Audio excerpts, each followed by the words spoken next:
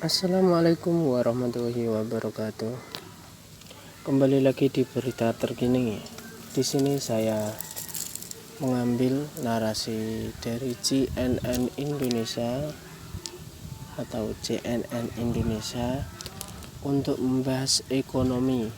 Kembali lagi, referensi saya adalah CNN Indonesia. Yang pertama, penyertaan modal negara untuk Waskita Karya 7,9 triliun rupiah cair. Pernyataan modal negara untuk Waskita Karya yang berjumlah 7,9 triliun cair. Jakarta, CNN Indonesia, PT Waskita Karya di bawah naungan BPK telah menerima penyertaan modal negara senilai 7,90 triliun rupiah. Dana tersebut merupakan bagian aksi korporasi perusahaan, yakni Right Issue pada akhir 2021. Direktur Keuangan dan Manajemen Risiko Waskita Karya Taufik Hendra mengatakan modal tersebut merupakan wujud kepercayaan pemerintah terhadap perusahaan konstruksi tersebut. Setoran modal ini menunjukkan kepercayaan dan support konkret dari pemerintah atas upaya memberikan fundamental keuangan Waskita, sekaligus sinyal positif dalam proses Right Issue yang saat ini sedang berlangsung, kata Taufik dalam keterangan resmi Jumat 31 Desember. Proses Right Issue, kata Taufik, akan berlangsung pada 30 Desember 2021 hingga 12 Januari 2022 dengan harga penebusan sebesar Rp620. Manajemen menargetkan dana segar 11,96 triliun dari Right Issue, termasuk dana PMN yang sudah disetor oleh pemerintah. Taufik mengatakan manajemen sudah memperbaiki kinerja keuangan perusahaan saat ini. Beberapa hal yang dilakukan antara lain restrukturisasi di induk dan anak usaha, penjaminan pemerintah, PMN, Right Issue, divestasi aset jalan tol, transformasi bisnis, dan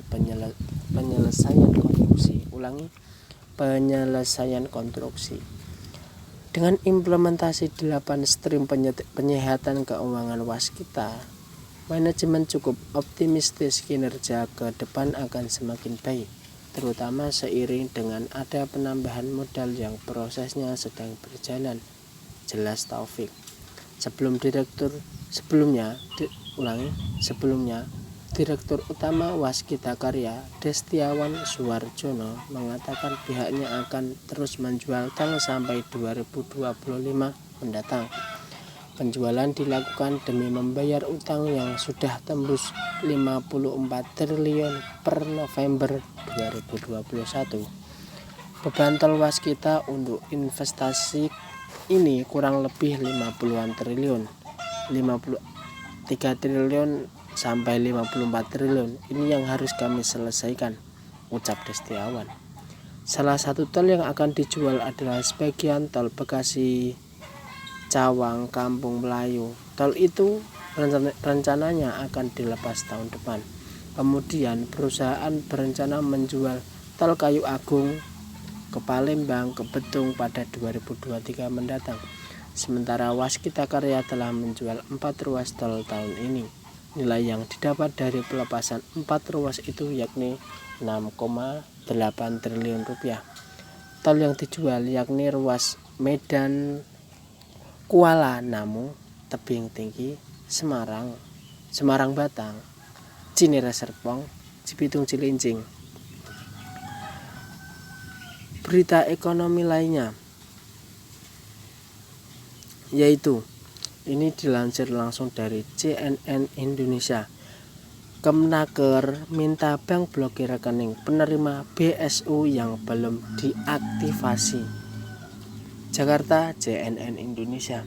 Kementerian Ketenagakerjaan Kemenaker meminta himpunan bank-bank negara Himbara memblokir rekening penerima bantuan pemerintah berupa subsidi gaji atau upah BSU atau upah, yaitu BSU yang belum diaktifasi. Hal tersebut seiring dengan telah berakhirnya batas akhir aktivasi rekening baru per 24 Desember 2021. Direktur Jenderal Pembinaan Hubungan Industrial dan Jaminan Sosial Tenaga Kerja PHI dan Jamsos, Kemenaker Indah Anggoro Putri mengatakan rekening baru tersebut adalah rekening penerima BSU melalui skema pembukaan rekening secara kolektif, yaitu Burekol. Penyaluran BSU melalui skema Burekol ini diperuntukkan bagi penerima BSU 2021 yang belum memiliki rekening bank yang tergabung dalam Himbara. Kami telah menginstruksikan kepada Bank Himbara selaku bank penyalur untuk memblokir rekening baru penerima BSU yang belum melakukan aktivasi, ungkap Indah dalam keterangan resmi Jumat 31 Desember 2021. Selain itu, Indah meminta bank plat merah untuk menarik kembali dana BSU dari rekening yang belum diaktifasi. Hal itu harus dilakukan maksimal kemarin. Kami juga telah meminta Bank Himbara untuk mengembalikan dana BSU dari rekening penerima BSU yang belum aktif ke RPL penampungan paling lambat 30 Desember 2021, katanya.